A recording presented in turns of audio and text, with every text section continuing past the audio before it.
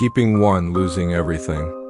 My name is Min. I'm 37, a university lecturer, married to a beautiful, successful woman named Tho. From the outside, we had the perfect life. She was the woman any man would dream of, smart, ambitious, graceful. When we married, I thought I had won life's greatest lottery. But marriage isn't just love added up. It's a complicated equation of habits, sacrifice, trust, and sometimes quiet resentment. The first 3 years were sweet, even with our busy lives. She worked as a project manager at a tech company. We agreed to delay having kids until our careers stabilized. I supported that because I loved her and I wasn't ready to be a father. But then came year 4, 5, 6, the dinners faded. The "how was your day?" calls stopped. Our conversations shrank to essentials. "Have you eaten?" "I'll be late. Let's talk tomorrow." I started feeling alone in my own home. I didn't speak up. I told myself she was just stressed. But deep down, I felt forgotten in a marriage I thought was mutual. Asterisk, asterisk. Then I met Lynn. She was a former student, now working in the field. We bumped into each other at a conference. Lynn wasn't as stunning as Tho, but when she looked at me, I felt seen. We talked for hours about teaching, life, simple things I no longer shared with my wife. I told myself it was harmless, a friendship, nothing more. But then came the long texts, the late calls, the dinners. And one night we crossed the line. I remember coming home after it. Tho still wasn't back. I stood in the shower, staring into the mirror, seeing a man who had betrayed his wife. I whispered, "Just this once, it won't happen again." But desire doesn't listen to promises. I kept seeing Lynn. She was soft, understanding, and didn't ask for anything, which somehow made me feel even more guilty.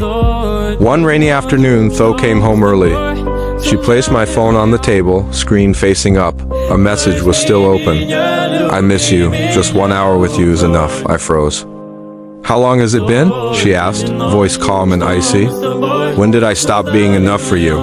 I had no answer. My silence said it all.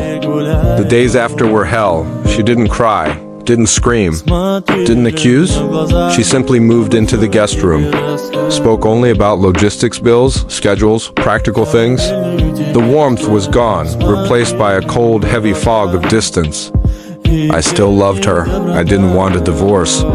Lynn was a distraction, not a replacement. But love isn't enough after betrayal. I ended it with Lynn. She didn't cry either. "I knew you never belonged to me," she said softly. "I was just where you ran to when you felt unseen." A few weeks later, Tho handed me the divorce papers. No drama, no tears. "I loved you," she said, "but I can't live with someone who reminds me of being betrayed every time I look at him." I moved into a small apartment. I still made coffee for 2 every morning only to remember I was alone. I stared at the empty walls where our wedding photos used to hang. Silence became a cruel companion. I had everything and lost it all because I didn't know how to hold on to the one who waited for me. A year later, I saw Lynn again. She had a boyfriend now, glowing with happiness. We exchanged polite hellos. The past stayed buried behind smiles. I also saw Tho once at a conference in Hanoi. She was still radiant, still fierce. But beside her stood another man holding her hand. She nodded slightly at me, an old acquaintance, and walked away. Now, I live quietly. I write at night, maybe to forgive myself. I don't blame Tho for leaving. In her place, I would have done the same. I just regret not knowing how to cherish the one who always waited for me at the door. Love doesn't die from hate. It dies from silence, from loneliness, from being placed second one too many times. And when you finally turn around, they're already gone.